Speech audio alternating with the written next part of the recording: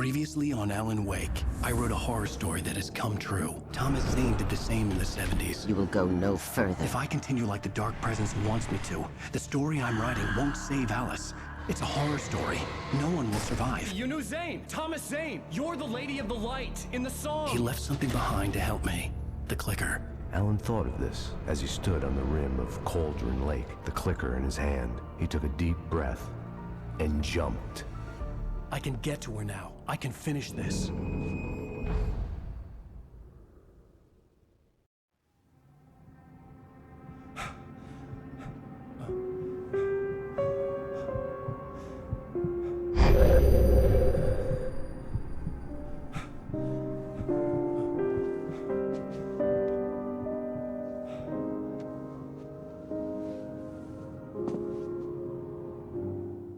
I had a hangover.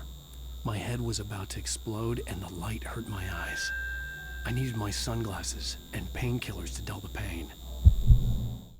In one of my finer moments of self-deception, I swore to quit drinking.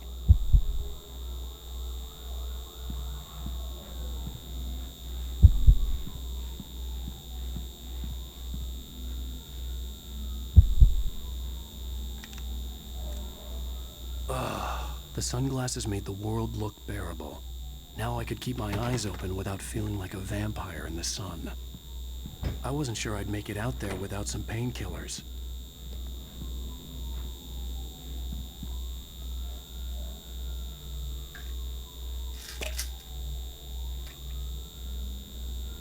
The pills worked fast. The prospect of being awake started to seem bearable again. There was a message waiting for me on the machine.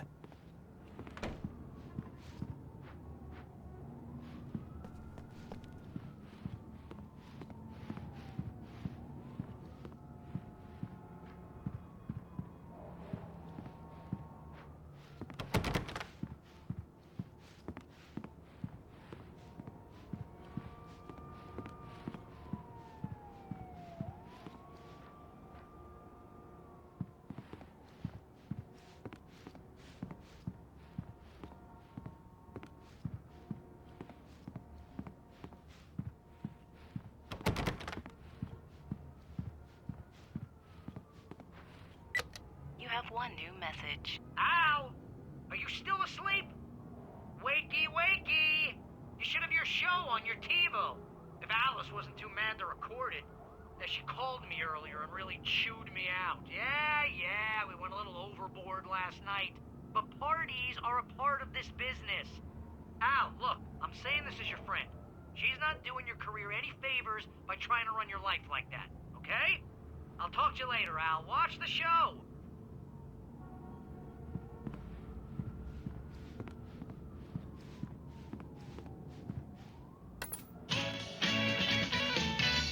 Ladies and gentlemen, welcome back to the Harry Gallant Show. Thank you. Thank you, everybody. We have a great show tonight. I've been talking with the best-selling author Alan Wake about his new book, The Sudden Stop. Yeah, good read. Go buy it. No, it is a good read. Look, I'm gonna be honest here. Is that wise? No, but I'm gonna do it anyway. I got people who give me the lowdown on books. I'm a busy guy. But this one, I actually read from cover to cover. I mean, I'm a big fan. Wow, thanks. Now, this might be a spoiler for those who haven't read the book yet. Based on the sales figures, the 2 people out there who haven't read the book yet. But this last book is all about the death of the main character, the hard-boiled New York detective, Alex Casey. Now, there's been a lot of outrage about this. Why the hell did you kill Casey? What the hell were you thinking, man? Good riddance. No, seriously, though. 7 years and 6 books is a long time. He was a gloomy guy to spend all your working hours with, and it was a good run. But it's time to explore new things. My next book will be a departure from the old for me. You selfish bastard. Always thinking of yourself. Well, you've certainly given us a lot of entertainment over the years. And now that you mention it, Casey was a gloomy guy. Never had much luck with his love life with the ladies. Was that autobiographical in any way? Yeah, no kidding. Casey's lady friends tended to die on him. With Casey, it was all about his pain. No, Nothing autobiographical about that. I'm a happily married man. My wife is my muse. Well, congratulations. That's great to hear. So, how's the publicity tour been treating you? Good? Great. But I gotta say, I'm glad to be back home in New York. Well, you've certainly been on the news a lot lately. Lots of parties and, you got into a fight with some paparazzi. Oh, man. Well, that guy was really in my face. I lost my temper. I know that wasn't cool. You are famous for that temper. Well, I did also write several books. Well, your latest novel is called The Sudden Stop, and it's in bookstores now. Go get it. That means the two of you out there who haven't bought it yet. Ladies and gentlemen, that's all we have for you tonight. I want to thank all our guests for the evening. Alan Wake, Sam Lake. Once more, do the face for a Sam. There it is. And our musical guests, Poets of the Fall. Thank you, and good night. At least I'd been funny. I told myself I could live with that. Did you watch the show? I didn't say anything stupid if that's what you want to know.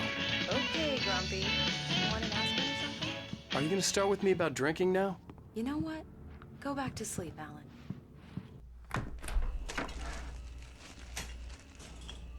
What? Now you can't even talk to me? Well, this morning I was angry because you said you'd be home at midnight and you showed up at 7 a.m. and passed out in mid-sentence. Now I'm over it. Are you angry? This goddamn tour. It's gotten out of hand.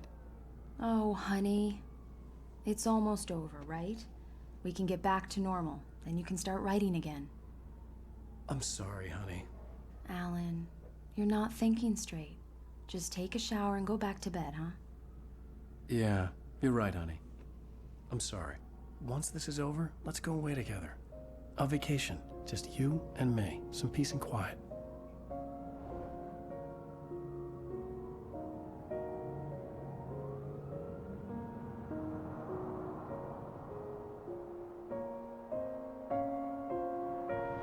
Somehow, the clicker was the key to the cabin. I had to return to Cauldron Lake to save Alice.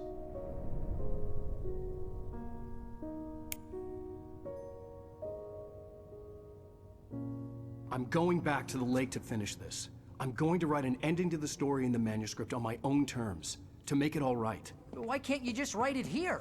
The last page is still in the typewriter. I need to read it first. Everything needs to be just right. Zane tried to cut some corners, and it didn't end well.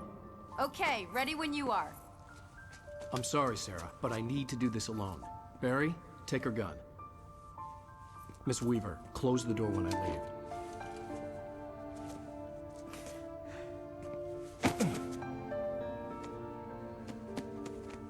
Good luck, Al. See you later.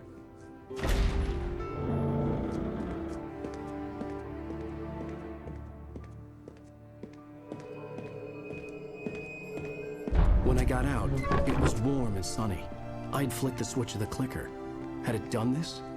I didn't stop to question it. I had to take advantage of the sunlight to get to the lake. On Zane's page, I'd stood on the rim of Cauldron Lake, about to use the clicker. That's where I was headed.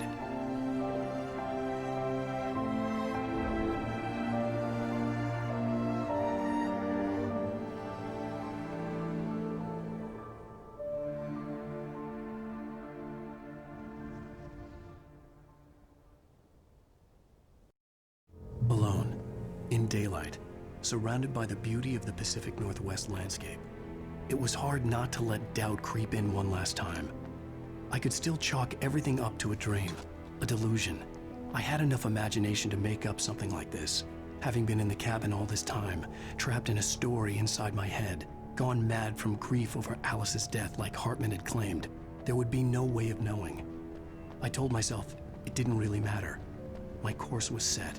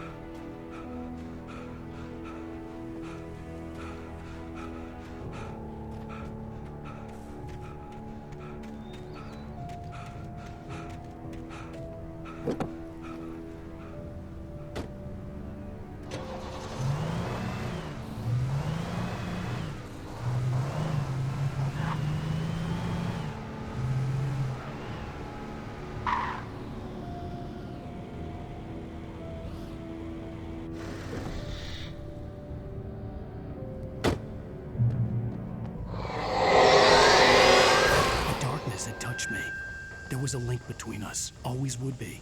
I could feel its presence again, getting closer. I will kill your wife.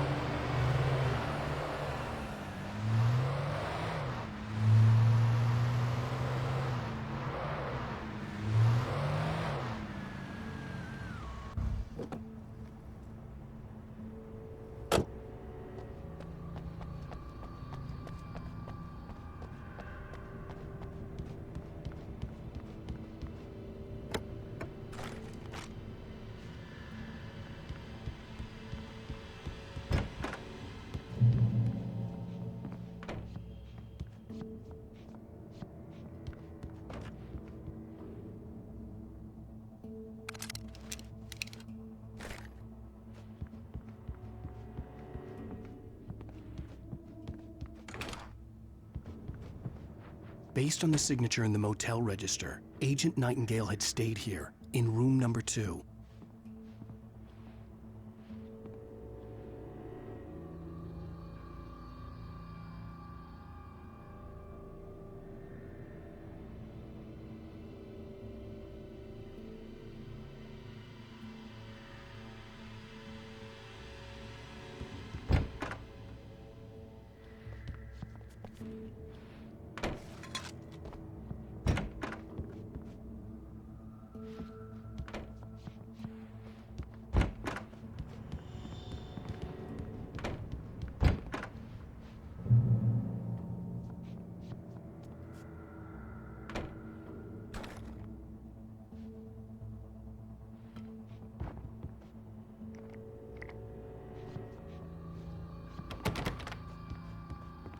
This had obviously been the room where Agent Nightingale had stayed when he hadn't been busy harassing me.